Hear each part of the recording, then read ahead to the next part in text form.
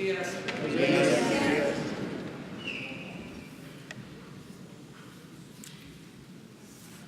Hoy es un día especial de conmemoración, es el Día del Trabajo. Nosotros vamos siempre a recordar el porqué de este día. La historia tiene que ver con un acto de represión que se llevó a cabo en Chicago, si no me falla la memoria, en 1886,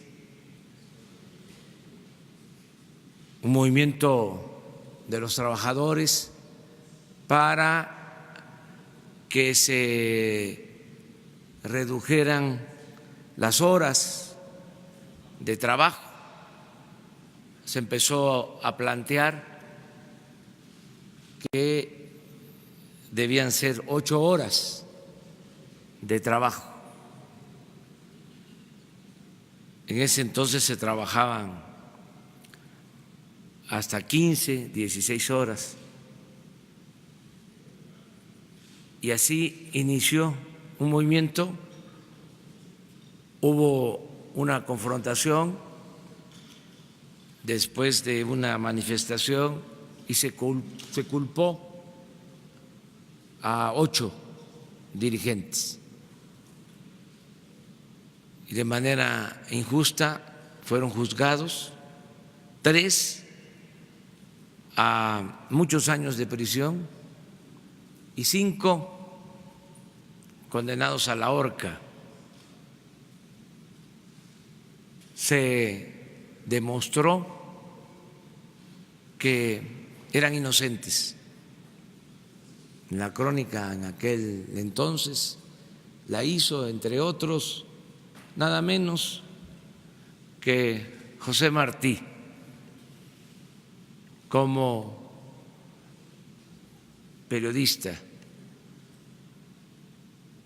Entonces, posteriormente continuó el movimiento y aunque los asesinatos de los dirigentes no fueron un 1 de mayo, los trabajadores decidieron que fuese el Día del Trabajo, el 1 de mayo, y se recuerda en todo el mundo. Como paradoja, no en Estados Unidos, porque los mismos que reprimieron a los trabajadores buscaron cambiar la fecha.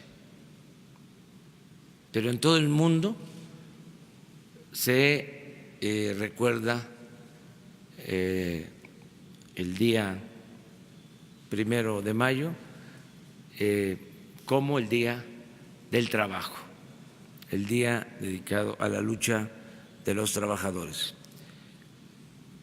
A mí me da mucho gusto, mucha satisfacción el poder informarles que el día de hoy ya aparece en el diario oficial de la Federación la reforma laboral, que es un avance importante en beneficio de los trabajadores de México. Y le he pedido a Zoé Robledo, subsecretario de Gobernación, que les explique cómo se llevaron a cabo estas reformas, porque no fue solo la reforma a una ley, se reformaron varias leyes para lograr esto que llamamos reforma laboral. Y También le he pedido a Luisa María Albores, secretaria del Trabajo, que les explique, perdón, alcalde, Luisa María Alcalde, que les explique sobre la importancia que tienen estas reformas, estos cambios. Y quiero también informar que hemos tomado la decisión de iniciar los trabajos. Esta es una responsabilidad de la Secretaría del Trabajo, de Luisa María Alcalde. Vamos a iniciar las excavaciones para rescatar los cuerpos de los 65 mineros que quedaron enterrados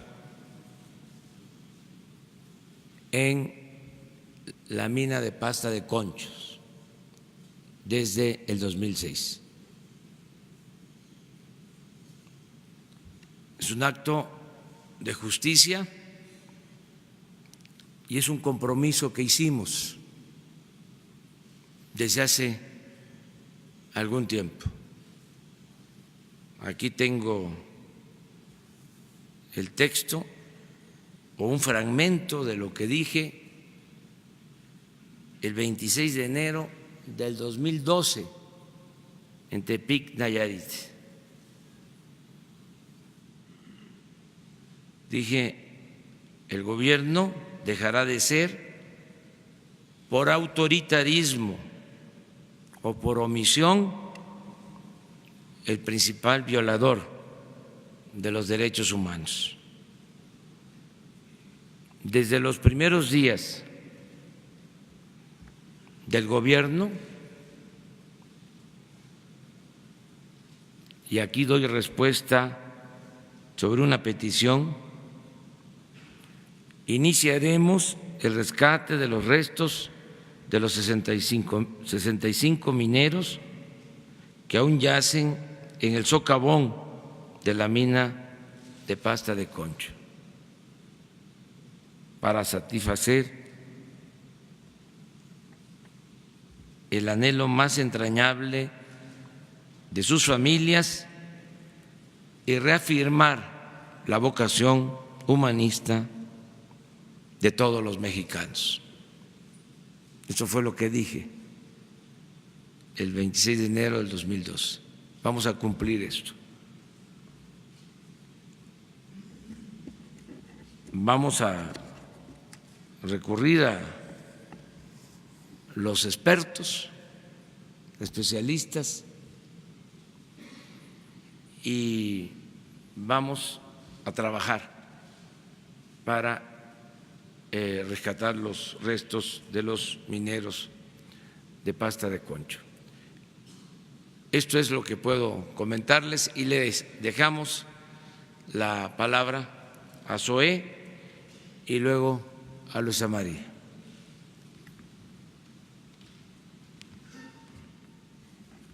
Muchas gracias. Con su permiso, señor presidente. Efectivamente, como se ha comentado ya, es altamente simbólico que en este día, el Día Internacional del Trabajo, esté publicándose en el Diario Oficial de la Federación dos decretos. Uno que reforma cinco leyes, son 569 artículos los que están siendo reformados, 555 de la Ley Federal del Trabajo, 6 de la Ley Orgánica del Poder Judicial de la Federación, 2 de la Ley Federal de Defensoría Pública, 2 de la Ley del Instituto del Fondo Nacional de Vivienda y 4 de la Ley del Seguro Social. Es también muy destacable que en este contexto en el que estamos.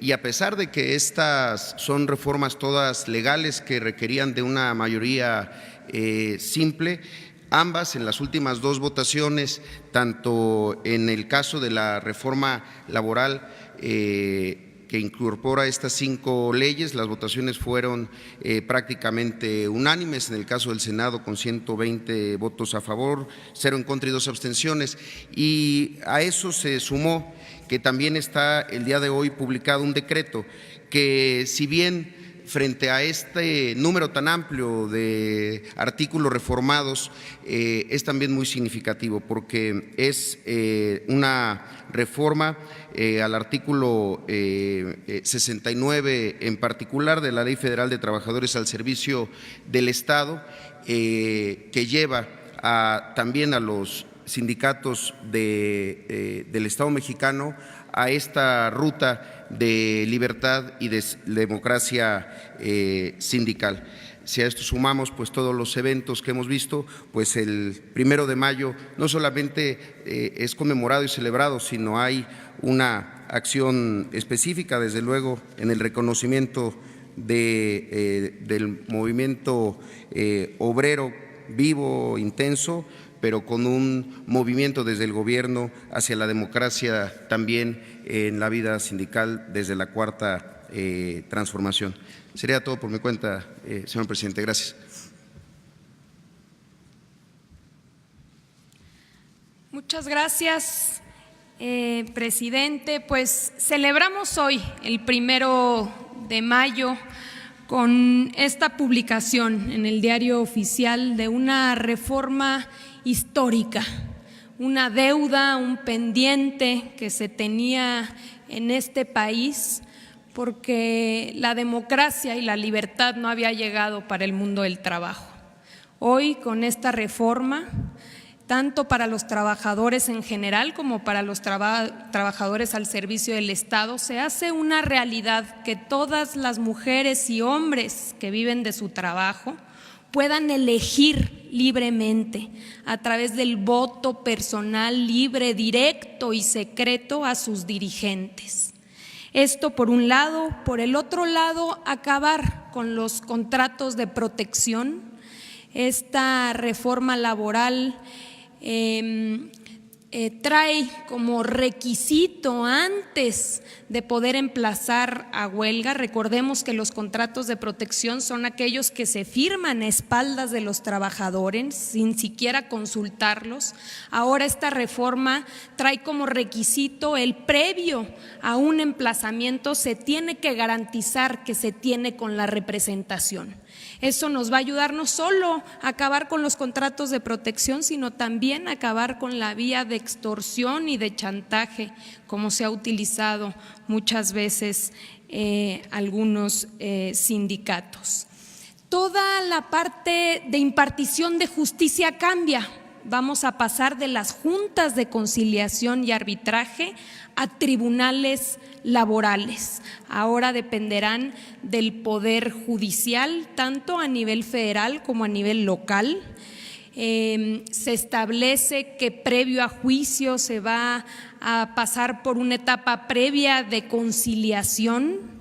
Y esta reforma también implica la creación de un nuevo órgano autónomo, el Centro Federal de Conciliación y Registro, que se encargará, como lo dice su nombre, de la conciliación, pero también de todos los registros sindicales del país, tanto federales como locales, es decir, quitar ese control político que se tenía desde el Ejecutivo para dárselo a un órgano autónomo, y también se encargará de los depósitos de contratos colectivos.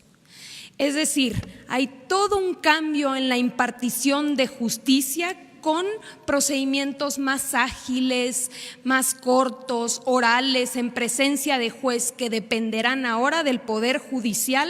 Se van a eliminar las juntas de conciliación y arbitraje. Por el otro lado, se va a crear este órgano autónomo encargado de los registros sindicales de todo el país, del depósito de contratos colectivos, y de la conciliación en el caso federal, y se crean todas las nuevas reglas para garantizar la libertad y la democracia, para que sean los trabajadores los que decidan quién los representa frente a los empleadores en una negociación colectiva. Esto nos va a ayudar a rescatar el corazón de las relaciones laborales, que son los contratos colectivos, y nos va a ayudar a avanzar en el país, no solo para ir aumentando salarios y condiciones de trabajo, sino también como este diálogo responsable para aumentar productividad y fortalecer al sector productivo. Entonces, nos parece que es una noticia extraordinaria para el día de hoy, Día del Trabajo, 1 de mayo. Muchas gracias. Bueno, añado de que la esencia de la reforma, aunque tiene muchas cosas favorables para los trabajadores, es de que se garantiza la democracia sindical, porque se establece por ley el que tienen que haber elecciones de dirigentes y tienen que ser elecciones mediante voto directo, libre y secreto de los trabajadores. Esto es un avance importantísimo. Y primero se había aprobado para todos los trabajadores en general, sin incluir a los trabajadores al servicio del Estado. Y ya se logró también que deban elegirse dirigentes de sindicatos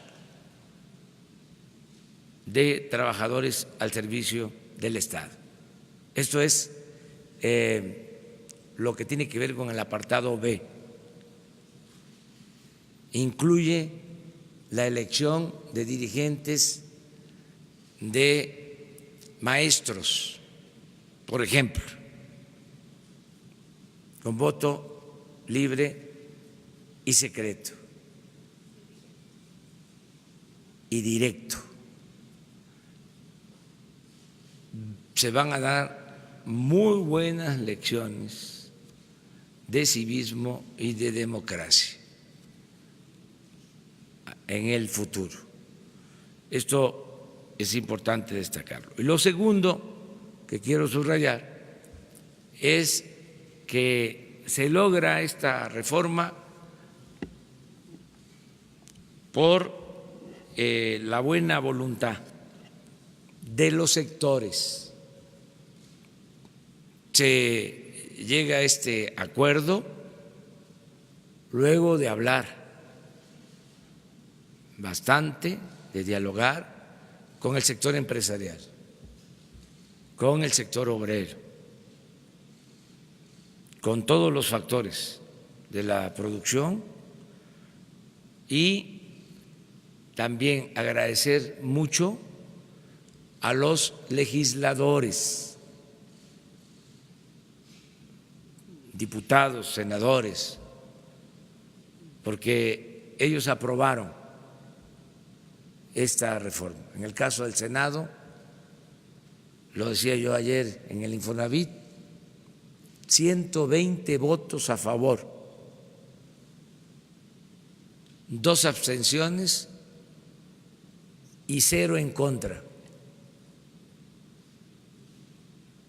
Es como para decir, con todo respeto a otros gobiernos de otros países, tengan para que aprendan. Un acuerdo unánime. No es solo la participación del Ejecutivo, es la participación de los representantes del gobierno, de los trabajadores, de los empresarios, de los poderes del Estado. Entonces, fue un avance importante lo que estamos ahora logrando, consiguiendo. Es histórico este diario oficial de la Federación. Muy bien, ahora sí, abramos. Las tres compañeras. Buenos días, presidente. Preguntarle sobre este anuncio que hace del rescate de los mineros, preguntarle si habrá participación de Grupo México, ya que usted había afirmado, incluso todavía en campaña, que Germán Larrea nunca quiso comprometerse al rescate de estos cuerpos. Incluso usted había mencionado que era un empresario de mal corazón. Y por otro lado, preguntarle en cuanto a la reforma educativa, dado que no fue aprobada, no alcanzó la mayoría, ¿qué va a pasar con el memorándum? ¿Este se mantiene vigente? ¿No va a haber evaluaciones para maestros? ¿Y cuál es el plazo de aplicación de este memorándum para no aplicar las leyes en materia de educación? Gracias. Bueno, en el caso del rescate de los mineros, se habló con los familiares. Luisa María, alcalde, habló con los familiares de los mineros y es una petición que vienen haciendo desde hace mucho tiempo y se buscó a Germán Larrea, aunque ya en otra ocasión yo se lo había planteado, y está fuera del país y nosotros tomamos esta decisión. Estoy seguro de que no va a oponerse porque es una decisión con dimensión humanitaria y es también una decisión del Estado mexicano. Como presidente de la República he tomado esta decisión y tengo facultades. Podemos hacerlo y no creo que se oponga. Si ayuda, bienvenido. Si no ayuda, de todas maneras, lo vamos a hacer.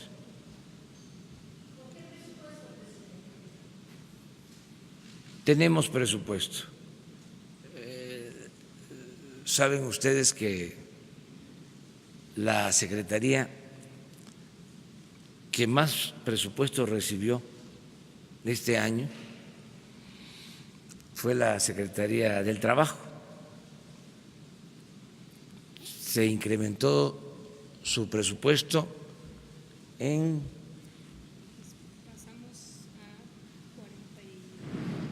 pero como en 500%. ¿Cuánto era el presupuesto de la Secretaría del Trabajo? 4,000 millones. En 2018, 4,000 millones. ¿Cuánto es el presupuesto de la Secretaría del Trabajo este año? 40,000 millones. ¿Alcanza o no alcanza? ¿Hay o no hay? ¿Pero ya hay un estimado de cuánto podría llevar este rescate? Lo que se requiera. Vamos a eso. Ya los familiares tienen hasta dictámenes, han ido avanzando, ha sido su demanda principal. Entonces, tomamos la decisión de hacerlo nosotros. ¿Cuándo podría empezar? ¿En un mes? ¿En qué plazo estima que pueda iniciar el rescate? Ya a partir del anuncio, ya Luisa María va a empezar a trabajar con este propósito de que él veía que era difícil. Sin embargo, hay otras opiniones. Difícil en el sentido de que por la explosión, que era improbable encontrar los restos. Hay opiniones en otro sentido, de que sí es posible encontrar los restos, y vamos a intentar este trabajo, vamos a hacer este trabajo porque lo consideramos importante. ¿Van a encontrar los restos y cuánto tiempo tardaría? Vamos a esperar cuando tengamos más información, se les va a dar a conocer. Es un compromiso que hice y que quiero cumplir.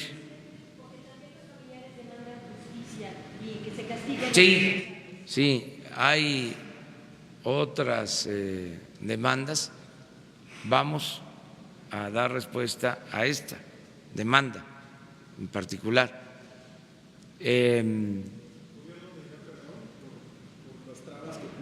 Sí, nosotros estamos dispuestos a pedir perdón en todo lo que se haya hecho y hubiese significado o haya significado una injusticia. No podemos nosotros dar la espalda a los dolores de la humanidad. Este es un gobierno humanista. Entonces, vamos a llevar a cabo esta acción. Pero me preguntaste otra cosa. Sí, sobre la reforma educativa, pues no se aprobó, los panistas incluso festejaron que no cayó, y cuál es, si se mantiene la vigencia del memorándum que había enviado. Bueno, primero que tengo información que va a regresar a la Cámara de Diputados y es muy probable que vuelva al Senado, y se tiene que hacer en un periodo extraordinario que espero, deseo se lleve a cabo lo más pronto posible. O sea, todavía no está decidido este asunto, está en proceso legislativo. No se alcanzó la mayoría que requiere la aprobación de la reforma en el Senado, faltó un voto porque los senadores de un partido conservador votaron en bloque en contra. Sí, pero en bloque un partido conservador se opuso. No puedo decir qué partido fue, se los dejo de tarea. Y faltaron 2 o 3 senadores de del movimiento liberal que no asistieron o se fueron o no estuvieron. Entonces, yo espero que para la próxima estén presentes y de esa manera se logre la aprobación. En tanto, se cancela la mal llamada reforma educativa y se aprueba la nueva reforma educativa, pues está vigente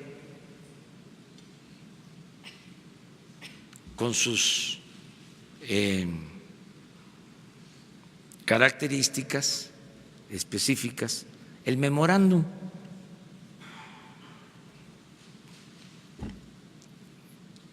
Porque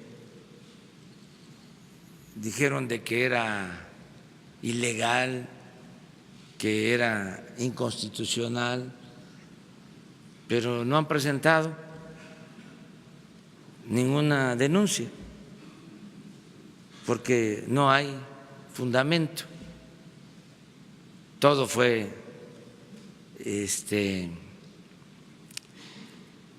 la propaganda, que desde luego también es válida. O sea, a nuestros adversarios no les gusta lo que hacemos, a los del Partido Conservador y a sus voceros. Entonces, critican, pero bueno, tienen todo su derecho de hacerlo. En suma, se va a reponer el procedimiento, como dirían los abogados, regresa a la Cámara de Diputados, que ya había aprobado la nueva reforma educativa, regresa, los diputados van a devolver el proyecto al Senado y se vuelve a someter a votación. Es muy difícil que cambien de opinión los del bloque conservador, pero bueno, no descartarlo, porque hay milagros. Se puede dar el caso de que ellos cambien y que los que faltaron, 1, 2, 3, pues que participen, que vayan, y entonces se puede aprobar la nueva reforma. Presidente, ¿fue falta de capacidad de negociación de Ricardo Monreal para lograr esta mayoría calificada y pedirá alguna sanción para estos morenistas que se ausentaron? No. Es que cuando hay 20, ¿cuántos fueron los que votaron en contra? En el Senado. En el Senado, cerca de la totalidad del resto de PRI, PAN. No, pero no se puede decir eso. Son como 38 votos. 38. Entonces, es un bloque, pues. Ya dijimos de que los morenistas en el Senado y en algunas entidades como por ejemplo Tlaxcala, que es de donde yo vengo, pues el Congreso, aunque tenga mayoría de Morena, no se perciba así, teniendo solamente una persona del PRI, parezca que el PRI sigue gobernando. ¿Eso no le preocupa, al menos en la cuestión del Senado? No me preocupa, porque es otro tipo de situaciones. No debemos de mezclar. O sea, una cosa es lo que hace la legislatura de un estado y otra cosa es la aprobación o no aprobación de la reforma educativa en el Senado, que es lo que estamos tratando.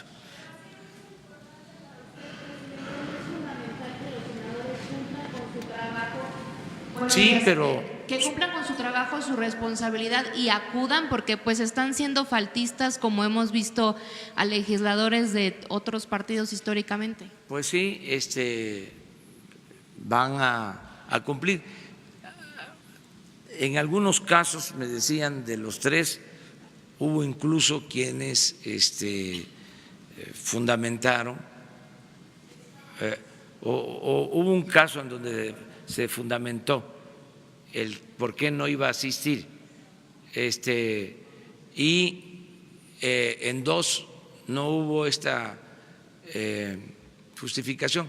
A veces se piensa, no estoy yo justificándolos, a veces se piensa de que no hace falta, que ya se da como un hecho de que se va a aprobar, como ya se había aprobado con margen suficiente en la Cámara de Diputados. A lo mejor pensaron, pues uno o dos de votos no va a ser la diferencia, y resulta que sí, que fue por un voto. Entonces se va a reponer, claro.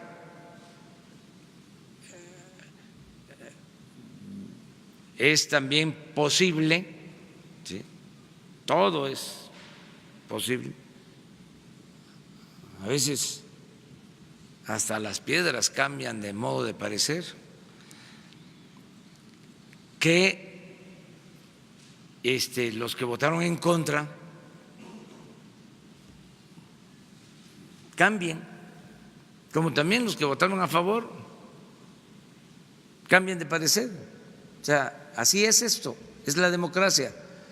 Lo importante es que se va a reponer el procedimiento y que yo espero que en un extraordinario ya se define.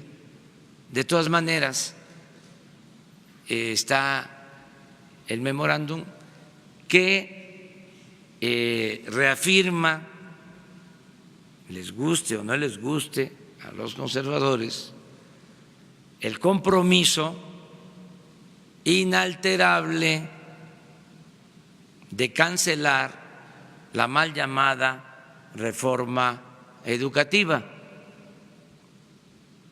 que fue una imposición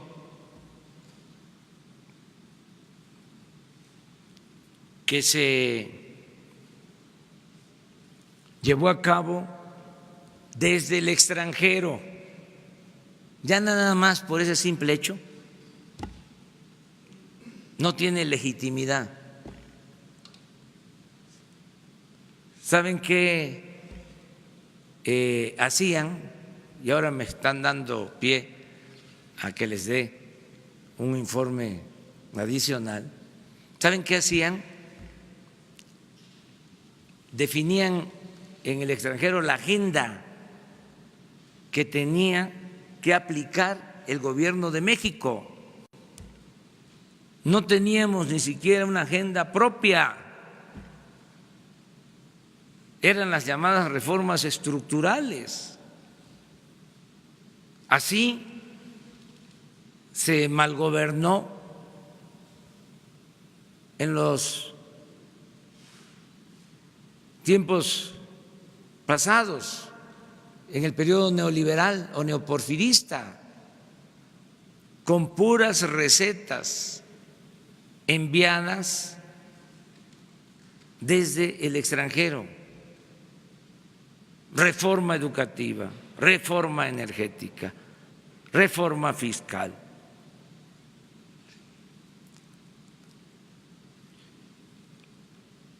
Eso se termina. Ya la agenda es nuestra y se apega a las necesidades de los mexicanos, no a los intereses de quienes nos veían como país de conquista y se dedicaron a saquearnos. Eso se acaba.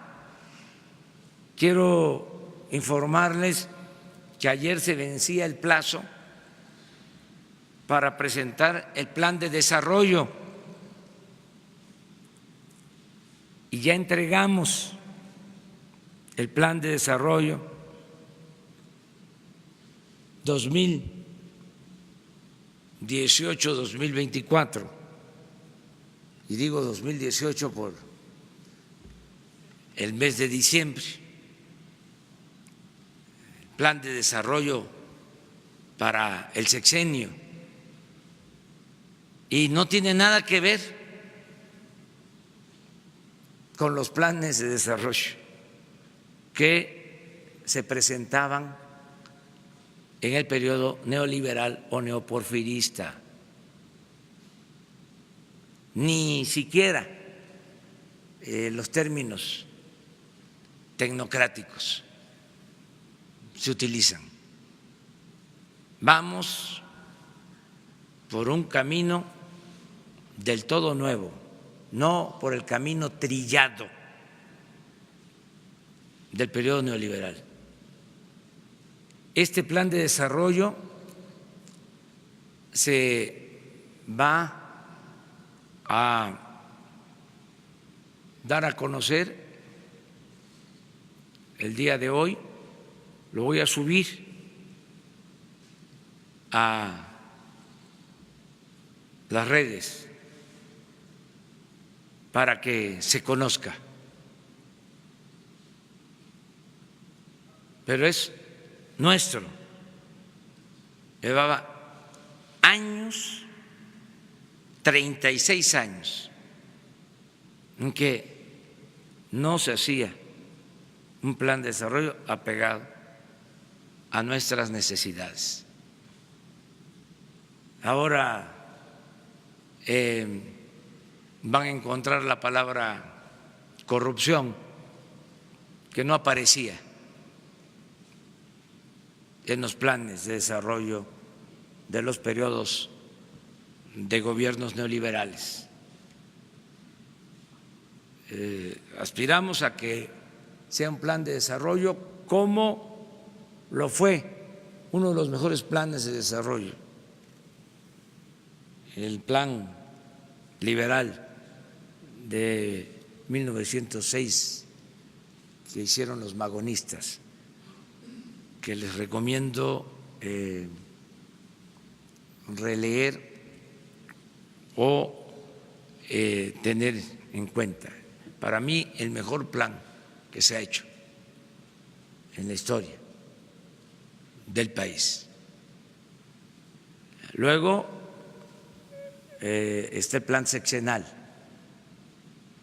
que se elaboró durante la campaña del general Lázaro Cárdenas, y esperemos que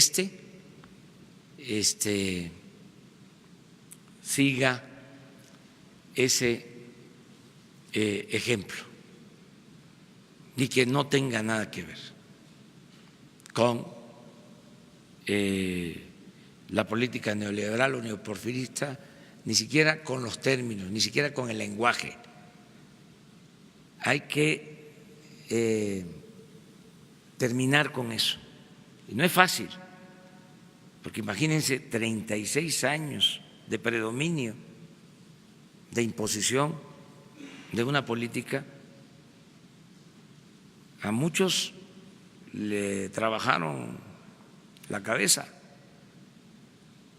Es un asunto mental.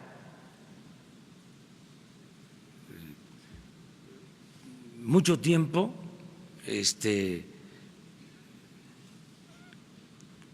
con un adoctrinamiento a favor de una política neoliberal. Quitar eso de la cabeza no va a ser fácil, Pero la cuarta transformación significa también un cambio de mentalidad. Por eso hablamos de revolución de las conciencias. Hubiese sido muy fácil, pedirle a los técnicos hagan la consulta que nos solicita la ley y luego los mejores economistas, los mejores técnicos, los mejores especialistas en lo que ahora se llama pomposamente políticas públicas, presenten el plan de desarrollo, los profesionales, los expertos. Imagínense lo que iban a entregar,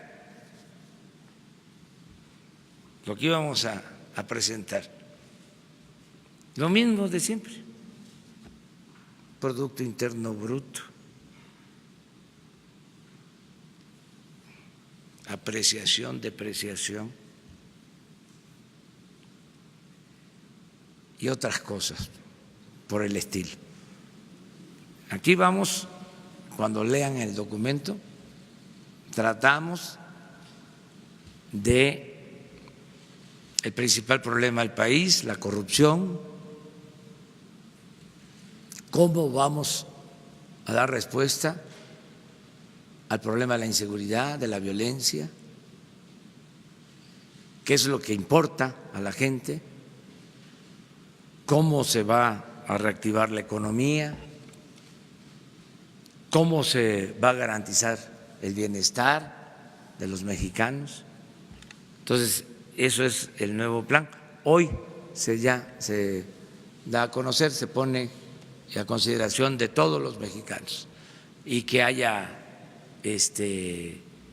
polémica, que se lea, que se cuestione y que haya aportaciones también.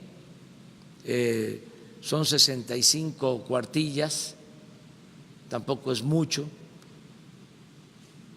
porque con un lenguaje tecnocrático y 100 o 200 cuartillas, pues es como tomarse un tafil.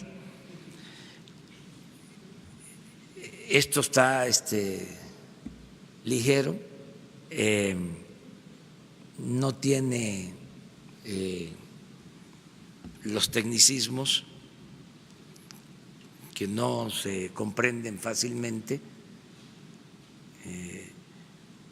y puede enriquecerse, se puede ampliar, se puede mejorar, pero ya es un documento para fijar la nueva política de desarrollo del país.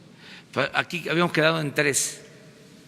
Sí, hola presidente, soy Nuri Fernández de La Caracola y quería hacerle un comentario sobre el tema de la paz y del freno a la violencia a partir de los recientes sucesos en Minatitlán.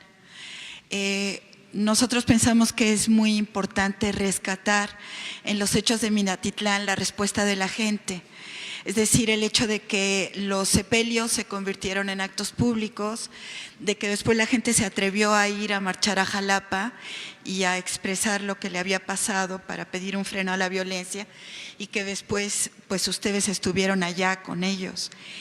Y pues preguntarles si, además de los programas sociales, además de la Guardia Nacional, además de las iniciativas de despenalización que creemos que son muy importantes, además de lo fundamental, terminar con la corrupción y acabar con el vínculo entre el crimen organizado y el Estado, que permitía el libre tránsito de todo tipo de drogas hacia Estados Unidos, preguntarles si no han considerado la posibilidad de convocar a una organización de base contra la violencia y por la paz, en los barrios, en las comunidades, en las colonias, comités contra la violencia y por la paz, sobre todo en los lugares pues donde las cosas están más graves.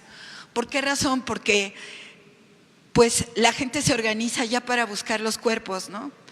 Y sería bueno pensar en una organización preventiva, que la gente es la que tiene más información, que sabe lo que está pasando y que podría ayudar muchísimo al gobierno en el esfuerzo de la paz y contra la violencia.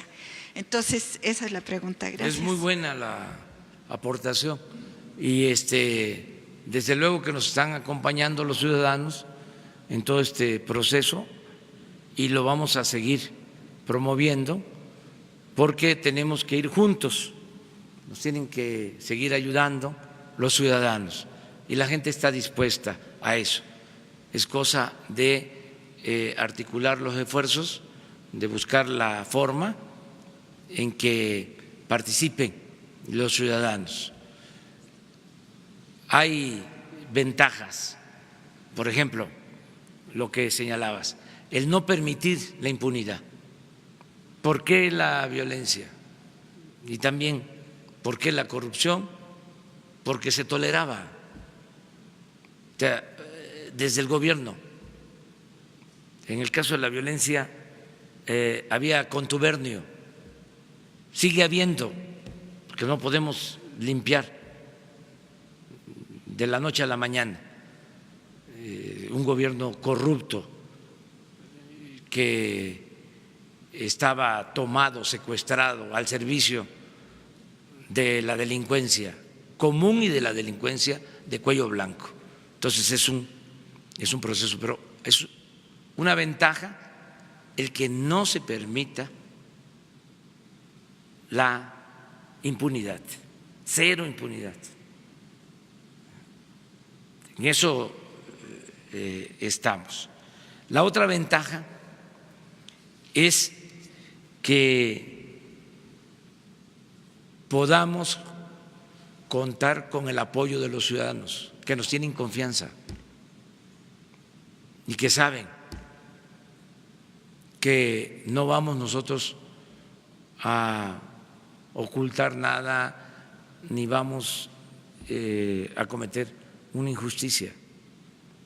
Entonces, yo tengo por eso mucha confianza de que vamos a ir avanzando. Dejaron muy destruido el gobierno, se afectaron mucho las instituciones, bueno, se afectó el tejido social, uno de los saldos más negativos, dañinos de la llamada política neoliberal o neoporfirista es la desintegración en las familias, porque se habla de que no hubo crecimiento, sí, pero no solo fue eso, se habla de que creció la corrupción, sí, pero no solo fue eso,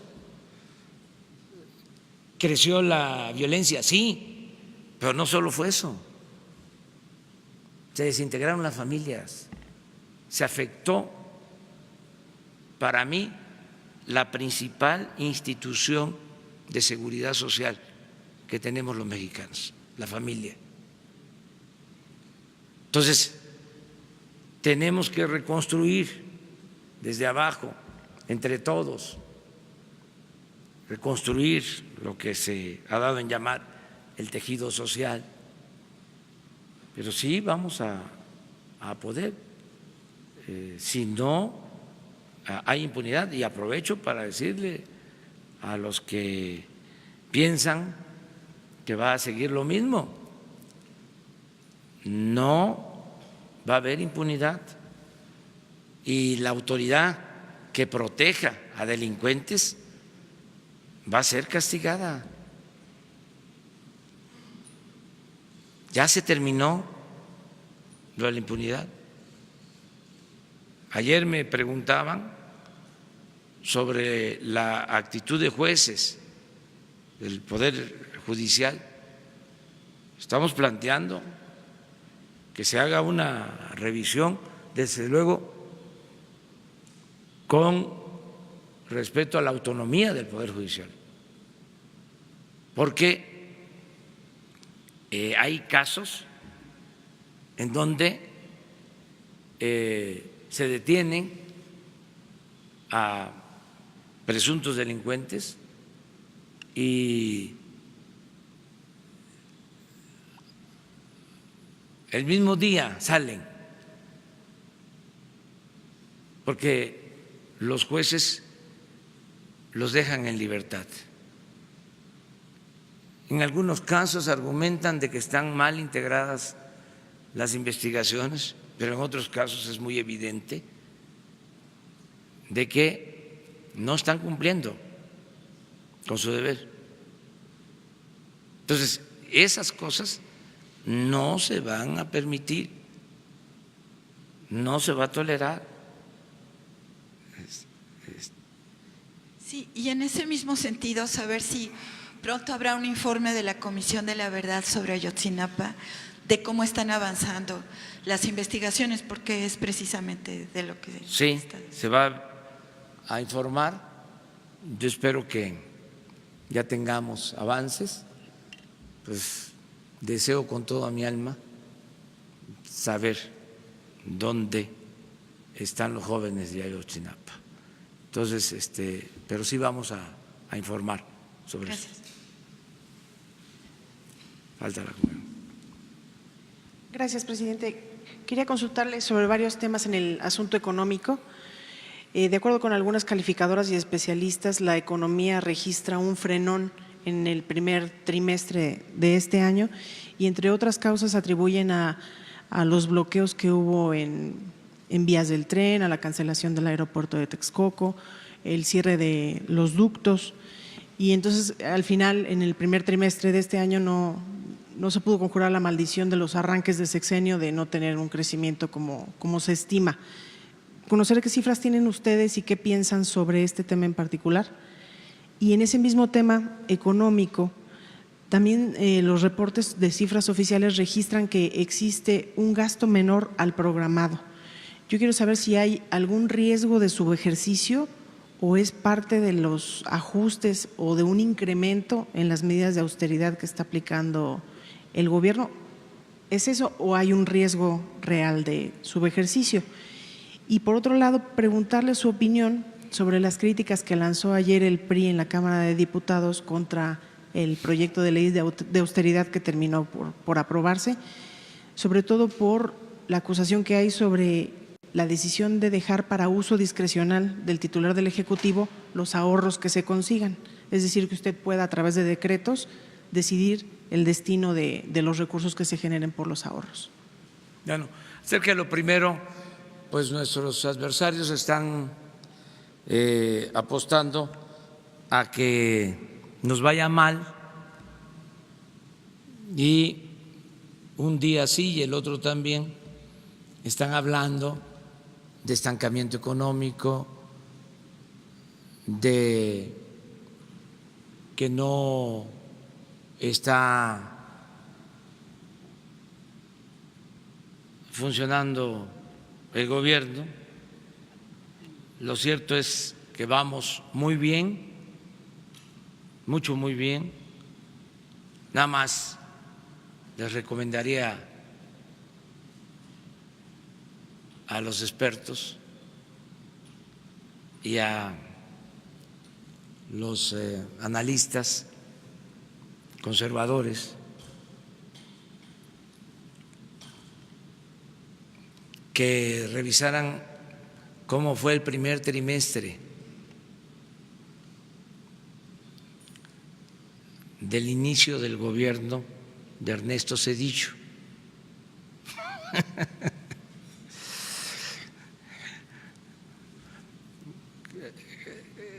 Claro que estoy poniendo algo extremo, ¿no?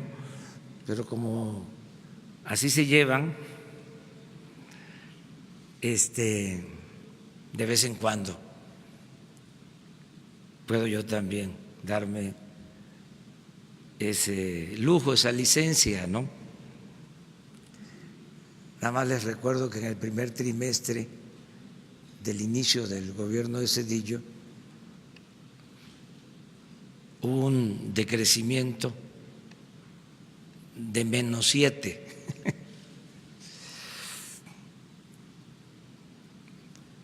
Sin embargo, por los conservadores, ese gobierno está calificado como un buen gobierno.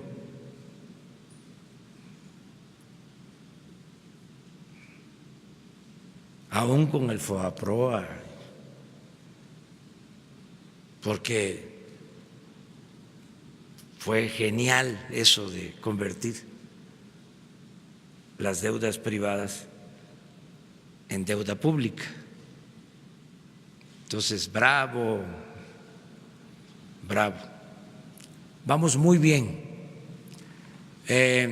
También no hay subejercicio, no existe subejercicio. Vamos de acuerdo a lo programado. Y sí hay austeridad. Y ahora que se aprobó la ley de austeridad en la Cámara de Diputados, falta todavía el Senado, ya esos principios básicos se van a retomar, aunque ya muchas acciones se están llevando a cabo. Pero, por ejemplo, en un memorándum yo había ordenado de que desaparecieran las direcciones adjuntas que creó Calderón, porque fueron muchas. No, exactamente. Y ahora que estamos haciendo la revisión, nos estamos encontrando de que algunos no hicieron caso. Entonces ya ven cómo somos de perseverantes. Pues vamos a hacer la revisión de nuevo, a estar recordando. Es lo que hablaba, es una mentalidad que va a llevar tiempo cambiar.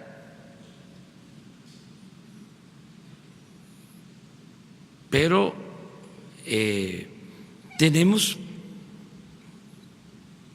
que modificar todos esos procedimientos. No puede haber gobierno rico con pueblo pobre. Le costaba muchísimo al pueblo mantener al gobierno. Entonces, austeridad republicana, juarista, por eso lo de la ley. Y lo que dice el partido que mencionó, pues habría que ver cómo se lleva a cabo la distribución.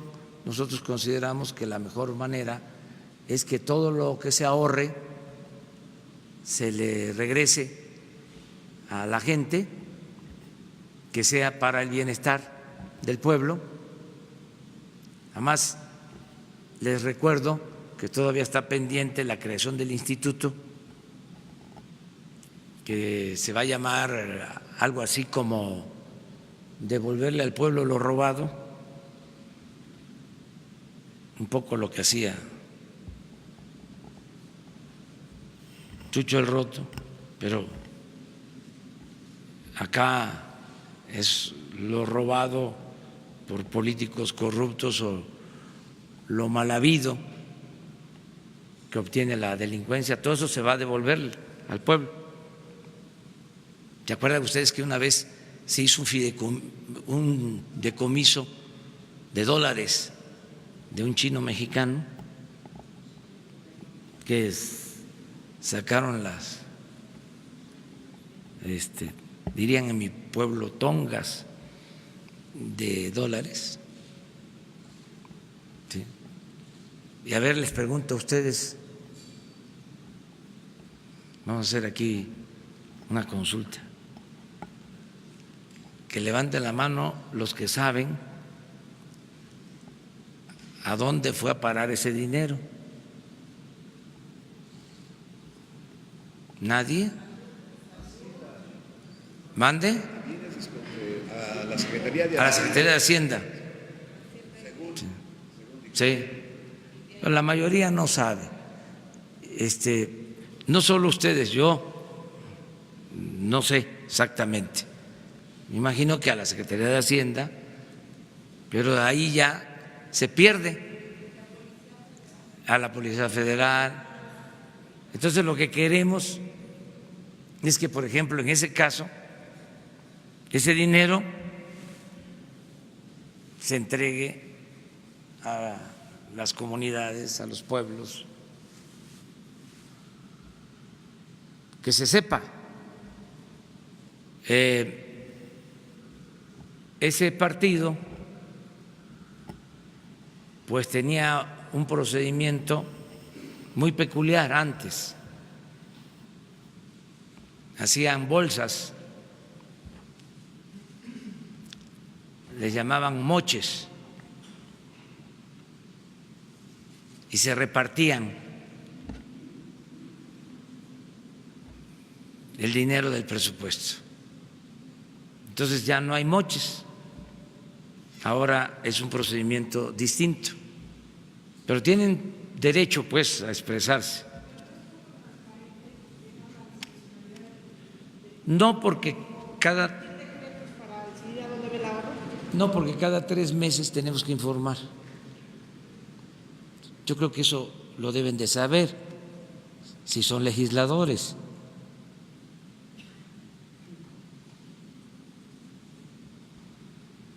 Tenemos que informar cómo va el ejercicio del presupuesto. Y además, si hay una modificación tanto a la ley de ingresos como al presupuesto, pues se tiene que solicitar la autorización del Congreso, que incluso es probable, ¿sí?, que en el transcurso del año se haga un ajuste al presupuesto, una reasignación de recursos, tiene que haber transferencias en el marco de la ley, y se hace poniendo a consideración de la Cámara. Por ejemplo, si hay un ahorro en gasto de operación, porque ya no van a haber asesores, en el caso que se decidiera así, porque ¿para qué queremos asesores? Que no el secretario de Comunicaciones es un experto, es un hombre con gran experiencia, el ingeniero Jiménez Espriu, que no tiene a subsecretarios también con mucha experiencia. Entonces, ¿por qué los asesores? ¿Para qué?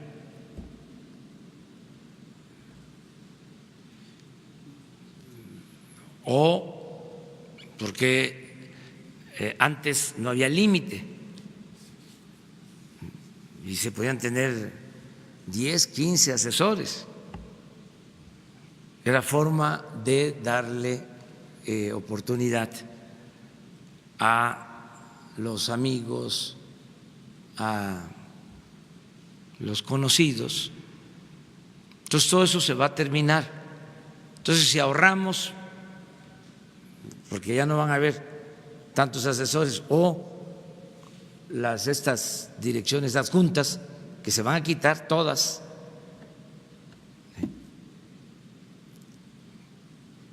Pues ahí va a haber ahorro.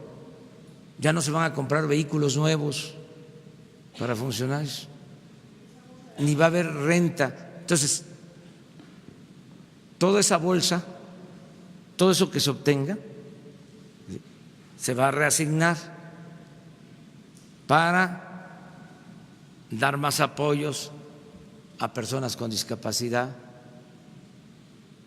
para darle suficiencia presupuestal al programa de adultos mayores, para que se pueda ampliar el programa Sembrando Vida.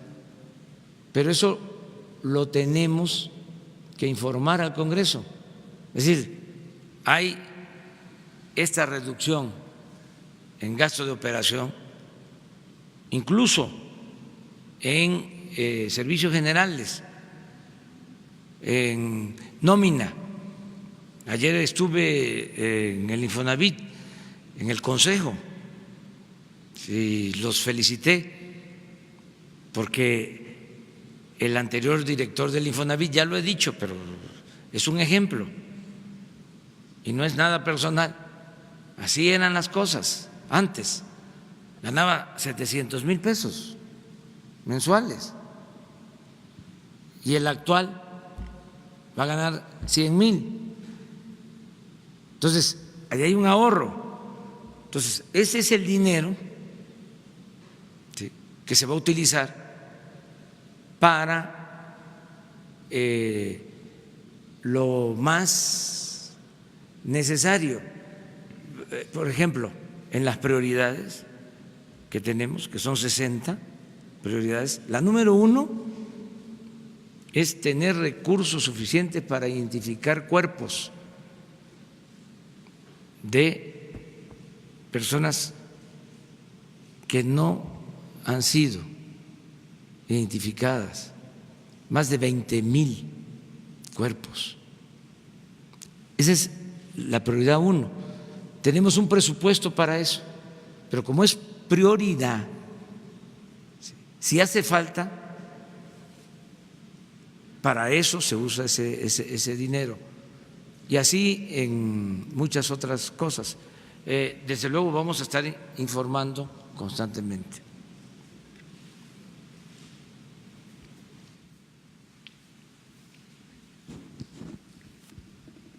Presidente, buenos días.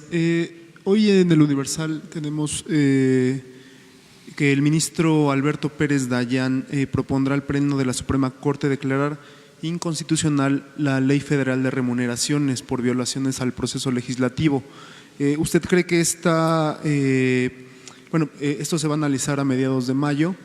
¿Y usted cree que esta situación es por precisamente los señalamientos que usted ha hecho al Poder Judicial? Y también, a su vez, ayer en la CONAGUA, al parecer, los gobernadores le presentaron a usted señalamientos de jueces en los estados que han incurrido en actos de corrupción y al parecer usted ordenó que se haga una mesa. ¿Quién encabezará esta mesa por parte del gobierno federal? Y si esta propuesta fue de Enrique Alfaro y si Enrique Alfaro estaría también siendo parte de esta mesa para analizar casos de corrupción de jueces. Gracias. Bueno, los procesos que se siguen,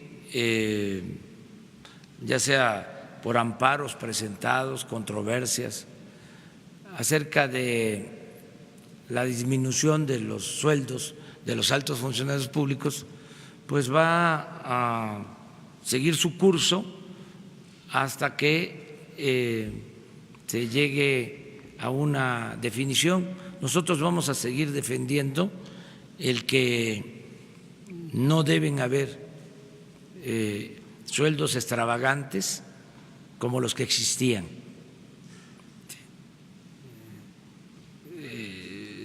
Recuerdo que los altos funcionarios públicos de México eran de los mejores pagados del mundo.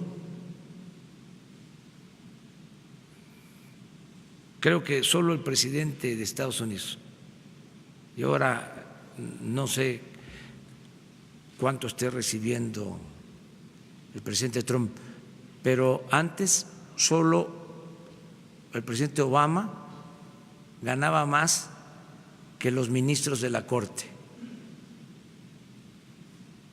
No ganaba más el presidente de Francia ni de Alemania, ningún jefe de Estado o primer ministro o presidente de un país que lo que ganaba un ministro de la Corte. O sea, hay pruebas de esto. Acabo de hablar de lo que ganaba el director del Infonavit. Entonces, es un abuso, con todo respeto, habiendo tanta pobreza en el país, tantas necesidades, que existan estos sueldos. Es lo mismo de los expresidentes, eran los que tenían la pensión más alta en el mundo, ahí sí, sin duda, eran los que recibían más de todos los expresidentes, alrededor de 5 millones de pesos mensuales en total.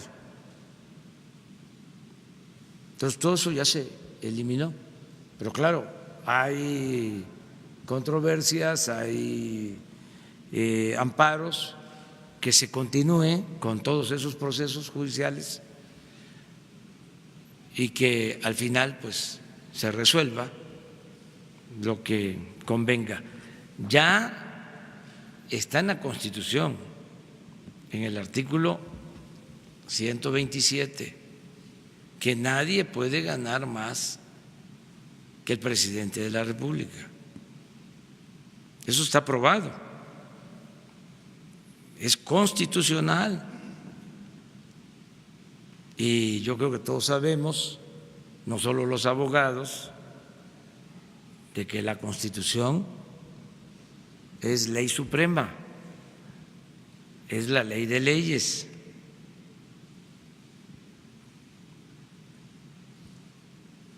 Bueno, acerca de lo otro sí se planteó ayer lo de esto que mencionaba, que hay comportamientos indebidos o, como dicen los abogados, presuntamente indebidos, inapropiados en jueces y en magistrados. Y el gobernador de Jalisco hizo mención de este asunto, porque se da este problema en todo el país con jueces y con magistrados, pero de manera muy evidente en Jalisco. Entonces, de manera muy respetuosa, se va a pedir al Poder Judicial, considerando de que es un poder independiente, que atienda este asunto, porque sí, hay hechos muy reprobables.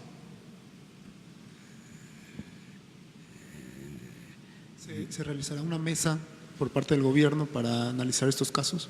Se está pidiendo plantear al Poder Judicial este asunto y al mismo tiempo ofreciendo todo nuestro apoyo, porque es un asunto también del Estado mexicano. No puede permitirse que ninguna organización delictiva, sea de lo común o de cuello blanco, tome, secuestre instituciones, se apodere de instituciones. Eso no. Es un asunto que tenemos que cuidar todos para pintar bien la raya entre delincuencia y autoridad, que no haya contubernios. Eso se trató y sí fue Enrique Alfaro. Atrás. Te vas a esperar mañana. Hola, buen día, señor presidente. Kevin Ramírez, del diario 1+1. Presidente, en estos meses de gobierno ha presentado programas sociales como Sembrando Vida, que apoya a la reforestación y al campo. Pero, señor presidente, en su administración tiene contemplado una estrategia para abastecer de agua a todo el país, ya que datos de la INEGI, más de 44 millones de mexicanos les escasea el agua en sus hogares. Entonces, ¿tendrá una estrategia para abastecer de agua a todo México con colaboración futura de la Comisión Nacional del Agua, señor presidente? Muchas gracias. Sí, miren, parte de la estrategia que estamos siguiendo es impulsar el desarrollo regional, que podamos crecer en donde tenemos los recursos naturales indispensables, que se pueda crecer donde hay agua disponible. La vez pasada hablaba yo de la producción de leche en la laguna. Es una fuente de trabajo importante, es un esfuerzo de los empresarios que han creado este modelo productivo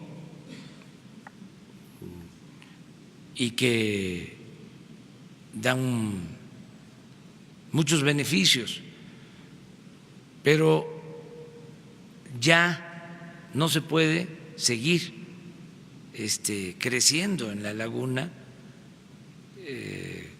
con cuencas lecheras, porque para producir la leche se requiere de la alfalfa y se requiere de mucha agua, y no hay agua suficiente en la laguna. Ya están afectados los mantos acuíferos y contaminados. Entonces, bueno, ¿por qué no las cuencas lecheras las desarrollamos donde hay agua? Porque la leche, además pues de otro contenido, significa básicamente agua. Entonces, ordenar eso. Y para cuidar nuestra naturaleza y que no nos falte el agua, pues hay que reforestar. ¿Qué es lo que estamos haciendo? Sembrando árboles maderables en el sureste, y hay que hacerlo en todo el país, ¿sí?, para que no nos falte el agua, pero por eso se requiere también de la planeación.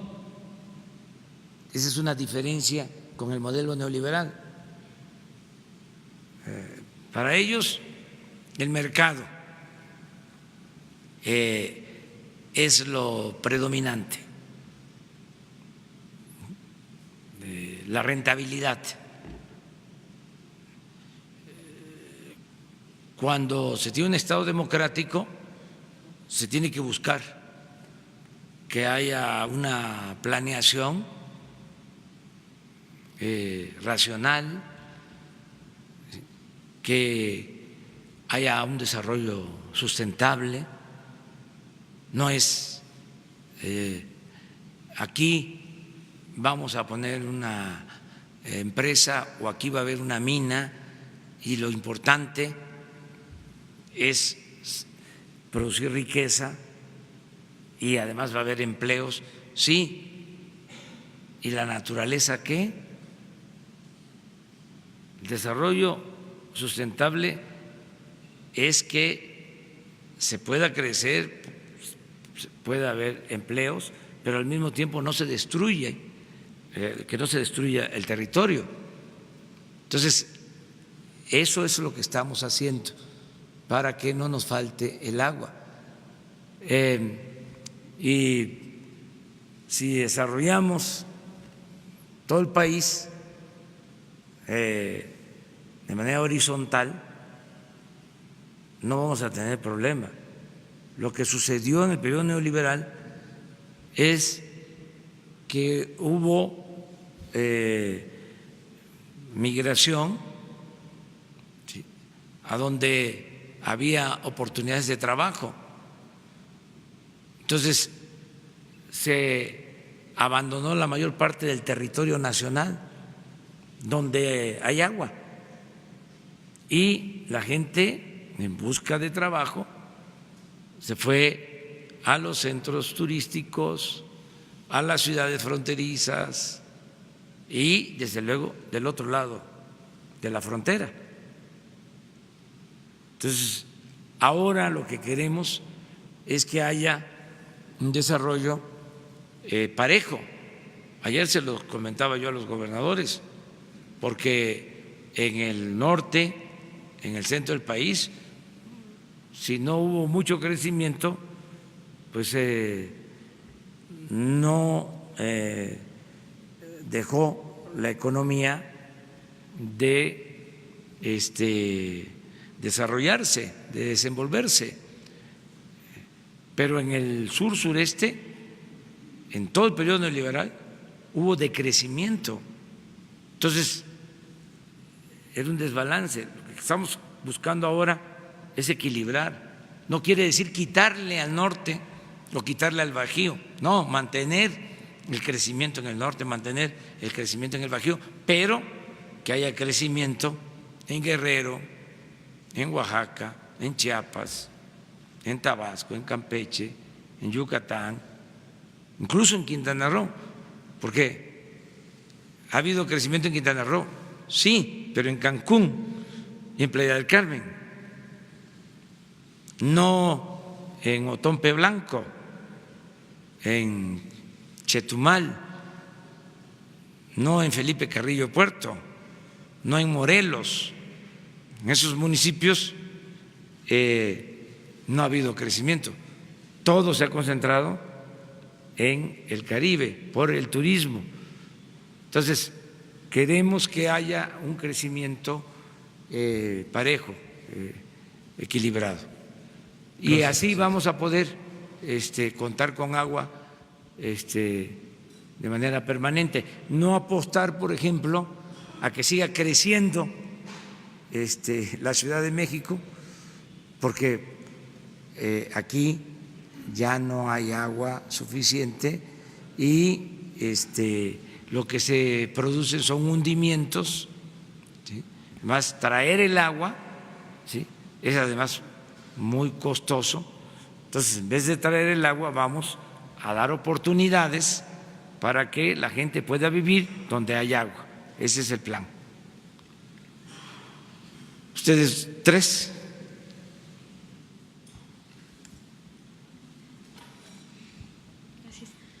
Buenos días, presidente y secretarios. Gabriela Jiménez del Sol de México. La Fonatur hoy hace públicas las bases de licitación para el Tren Maya. Preguntarle si, bueno, ahora que ya se están haciendo públicas estas bases, ya se realizó también una consulta pública en las comunidades para el tren y cuál fue el resultado de esta consulta, si fue un ejercicio similar al del tren transísmico y en Santa Lucía, y si nos pudiera dar pues los detalles si ya se cumplen con los requisitos para iniciar con el proceso. Gracias. Sí, se está siguiendo todo el procedimiento legal en todos los casos.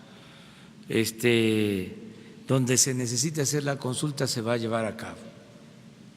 No tengo ahora el informe sobre lo del Tren Maya. Ahí les recuerdo que la mitad del trazo, la mitad de los 1.500 kilómetros del Tren Maya es la antigua vía del ferrocarril del sureste. Como dicen los especialistas, ya es una zona impactada, o sea, ya existe la vía. Hay 750 kilómetros de vías, desde Palenque hasta Valladolid, o sea, Palenque, Escárcega, Campeche, Yucatán y Valladolid. Para llegar a Cancún, por ejemplo, se necesitarían 200 kilómetros de una vía nueva, pero existe el derecho de vía de la carretera Mérida-Cancún, que es una concesión que tiene ICA, y ellos están dispuestos a permitir el uso del derecho de vía en la autopista. Pero es válido que se hayan lanzado las bases de la licitación cuando, bueno, por ejemplo, el pueblo de zapatista se ha opuesto y no se ha realizado la consulta, digamos, ¿es válido que se inicie el proceso sin la aprobación de los pueblos indígenas? Sí, sí, porque la mayoría de la gente de las comunidades indígenas apoyan este plan. Claro que existe la disidencia y debe de respetarse, pero en la democracia pues es la mayoría la que decide. Se respetan las minorías, pero es la opinión mayoritaria la que debe de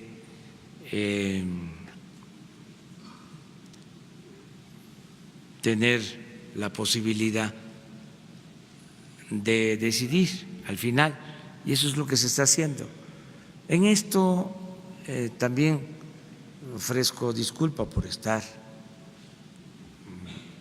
repitiendo y repitiendo, parezco disco rayado, pero los conservadores quisieran que no hiciéramos nada. ¿De cuándo acá los de la prensa fifí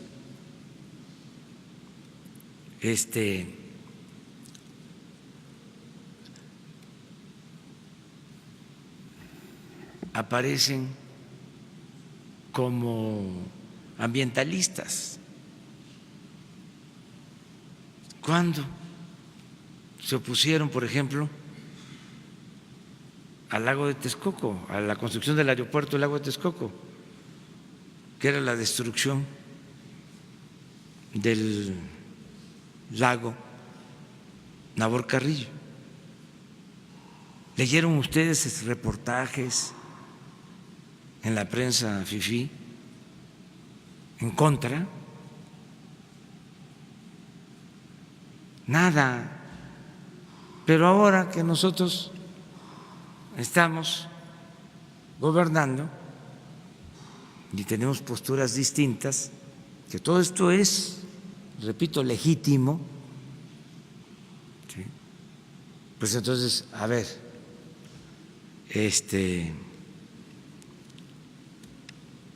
ya hicieron consulta. ¿De cuándo acá los conservadores defienden a las comunidades indígenas? Si la verdad, son bien racistas y clasistas, pero tienen derecho a expresarse, como también nosotros tenemos derecho a dar a conocer nuestros puntos de vista. Entonces, todo lo que se necesite hacer, de acuerdo a la ley, se va a hacer, se va a consultar a todos los pueblos, no se va a imponer nada. Somos juaristas, los conservadores no son juaristas, o sí son juaristas, los conservadores, los fifís. No. Hace poco recordaba yo que las mujeres fifís en los tiempos de la Reforma decían cuando iban al baño: voy al Juárez.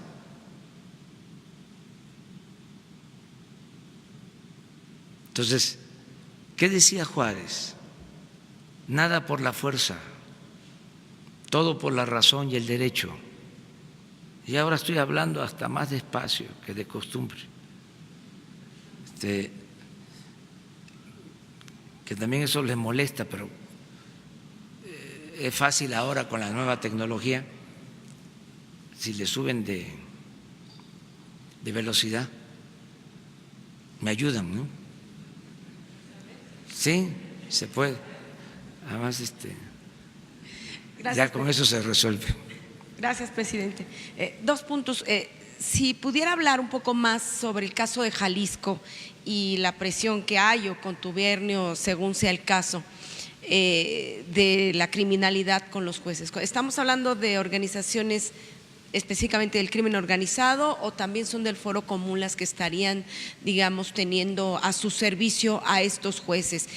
Así como Sinaloa ha sido más legendariamente la tierra de Joaquín El Chapo Guzmán, el estado de Jalisco siempre ha estado lleno, rodeado, cundido del crimen organizado y también de todas las ramificaciones de este líder, de este cártel que lideraba Joaquín El Chapo Guzmán, pero también está el cártel Jalisco Nueva Generación. ¿Ya se apoderó también del Poder Judicial estas organizaciones o son diversas organizaciones las que están trabajando en este sentido? Son casos que se dan en todo el país, repito, pero muy notoriamente en Jalisco, y han sucedido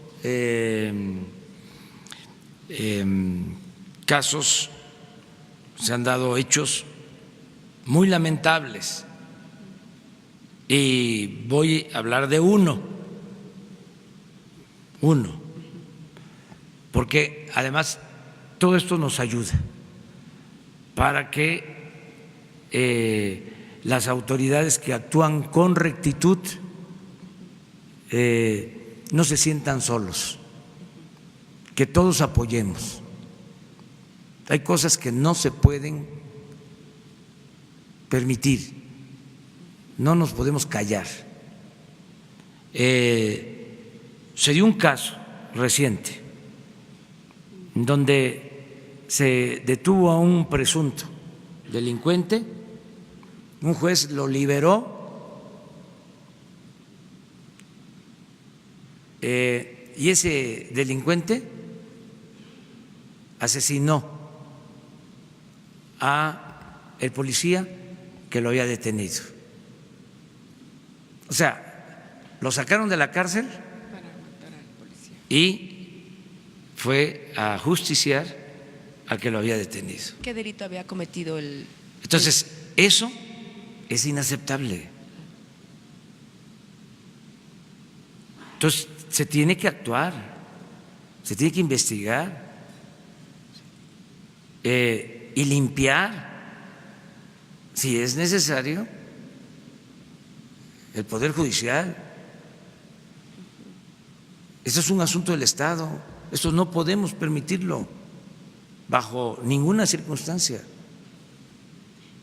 En el caso contrario, ¿hay funcionarios impartidores de justicia que hayan pedido custodia por el miedo, por ejemplo, en porque Jalisco? no hay una situación de seguridad, pero todo eso lo podemos atender y resolver, pero no permitir de ninguna manera el contubernio. Esto es un caso extremo. Se planteó ayer y desde luego que lo tenemos que atender. Yo estoy seguro que todos vamos a ayudar, respetando la autonomía y la independencia del Poder Judicial.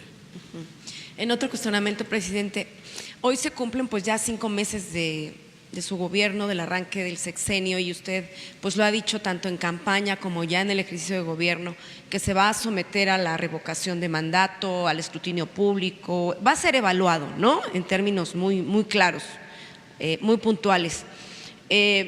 ¿Cómo va a evaluar al gabinete? ¿En función de qué? ¿Cuenta ya con un mecanismo? ¿Lo está diseñando? Porque, bueno, por ejemplo, hemos visto diferentes episodios en donde, pues no sé, en etapas, no sé, de plena cuaresma, por decirlo así, querían resucitar la tenencia, ¿no? Más recientemente esta cuestión de la licitación de los libros de texto y el vínculo del compadrazgo. ¿Qué hizo el gabinete en este sentido? ¿Lo hacen a veces por quedar bien con usted? ¿Cómo los va a evaluar? ¿Usted va a ser evaluado por la ciudadanía todo el tiempo? Muy bien, me están ayudando mucho, es muy buen equipo y se está llevando a cabo una evaluación que hacemos conjuntamente.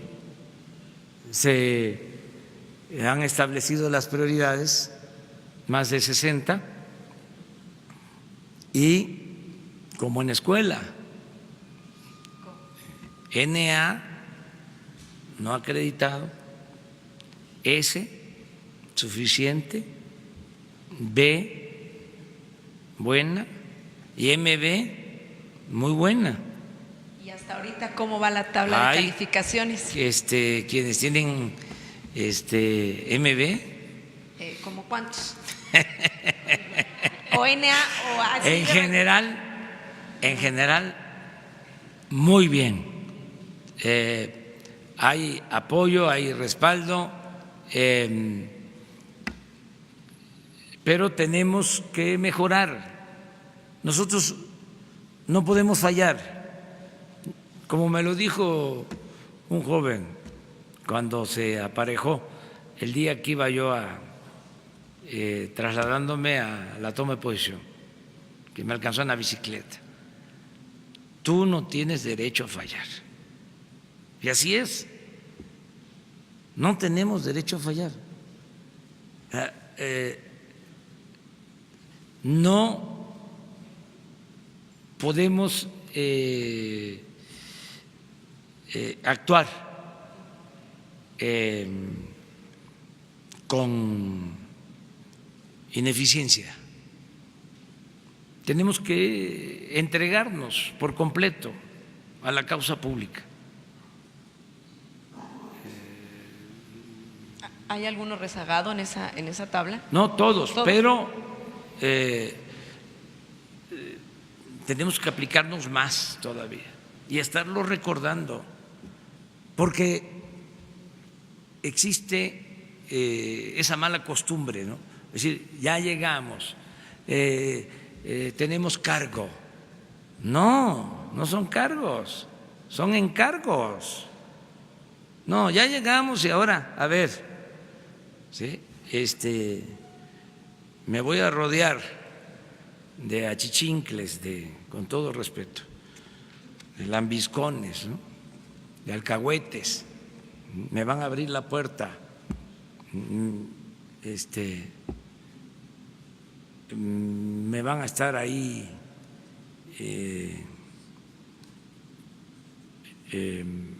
acompañando en todo,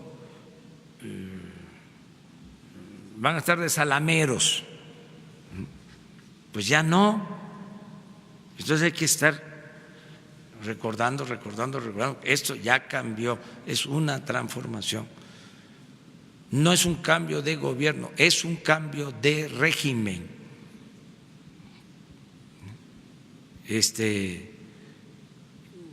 Hasta si voy a la casa de ustedes, tengo que venir viendo por el espejo de que no vengan detrás de mí y de que no haya guardias y que no anden armados. Y no es fácil, o sea, porque es toda una subcultura, que no le voy a llamar cultura a eso. Sí, son conductas. Entonces, todo eso tiene que ir cambiando y está, repite. Y lo otro es estar señalando de que hay un objetivo superior, la transformación, que no son parcelas, no es lo que haga la Secretaría de la materia, sino es lo que vamos a hacer en conjunto, como equipo, para lograr la transformación de México. Ver el bosque, no solo el árbol, y acabar también con otro problema, el sectarismo. Los que hacen grupos. El sectarismo hace mucho daño, tanto en la política como en el gobierno. Hace poco les comentaba de un poemínimo. Dice, había un reino en donde se aprobó una ley, se aplicará el sectarismo. Y no se permitió que se unieran las flores con las mariposas. Y nunca hubo primavera. O sea, no al sectarismo. O sea, ¿cómo nos vamos a estar peleando? La unidad para la transformación. Entonces, adentro del gobierno y afuera. Pero vamos muy bien. Sí, en efecto, son 5 meses. Yo voy a informar el mes próximo y hay razones para estar optimista. Vamos muy bien. En la economía, en la política, en lo social, requete bien. Tenemos pendientes lo de la salud, pero ya lo estamos atendiendo. Pero vamos avanzando bastante bien. Y vamos a dar resultados pronto en materia de seguridad. Que dicen que me pongo camisa de fuerza, hablando de que pronto va a haber paz y va a haber tranquilidad y vamos a resolver el problema de la inseguridad y de la violencia. Y que para qué digo, en cuánto tiempo. Pues estoy seguro de que vamos a resolver el problema, que tenemos los elementos. La gente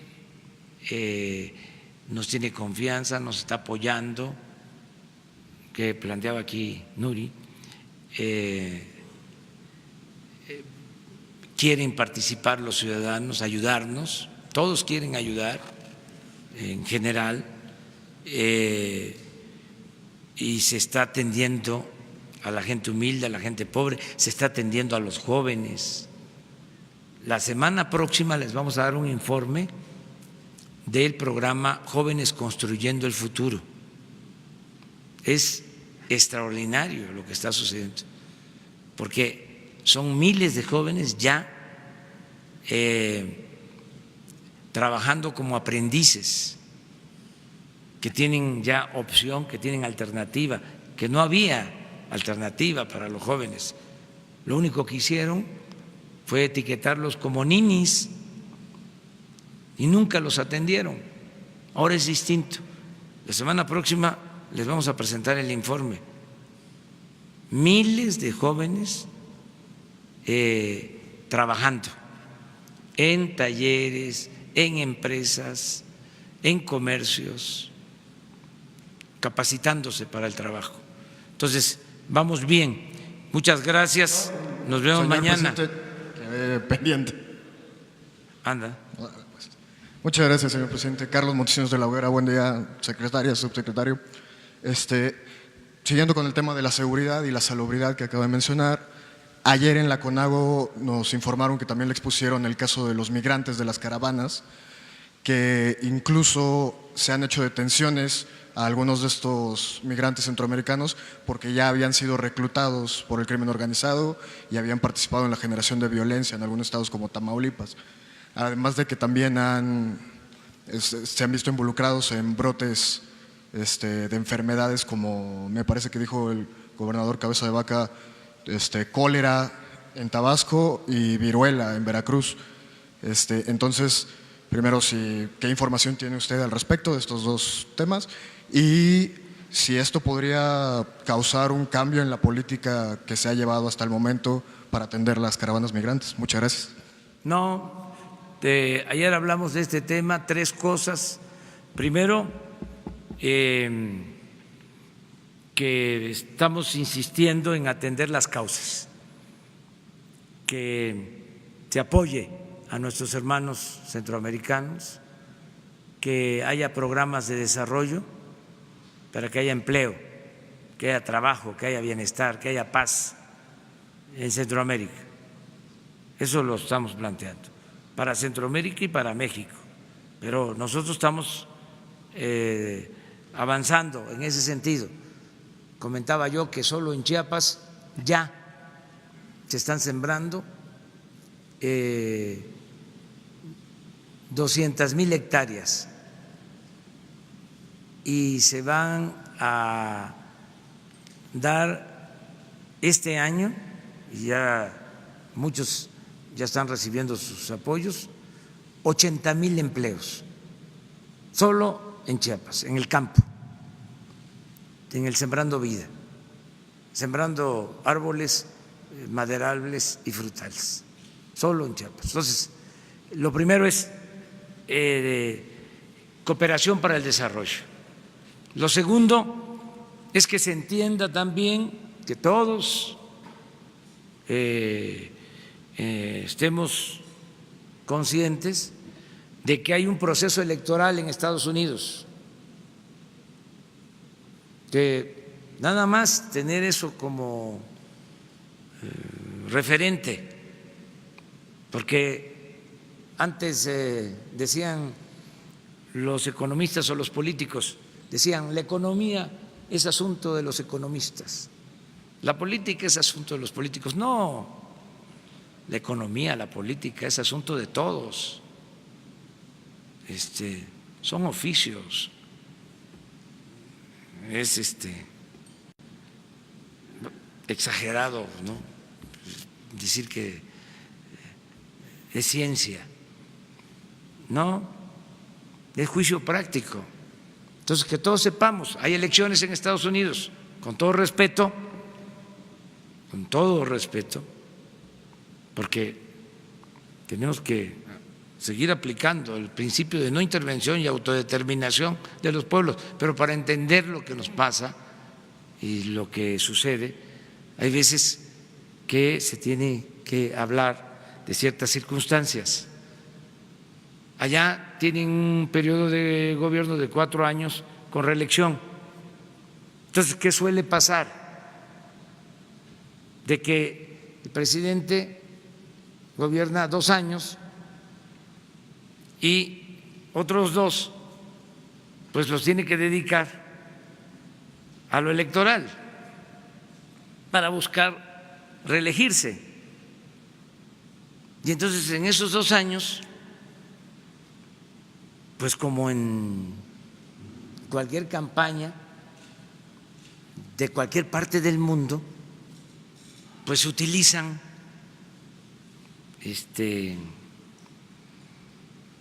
temas. Entonces ahora estamos en esa temporada.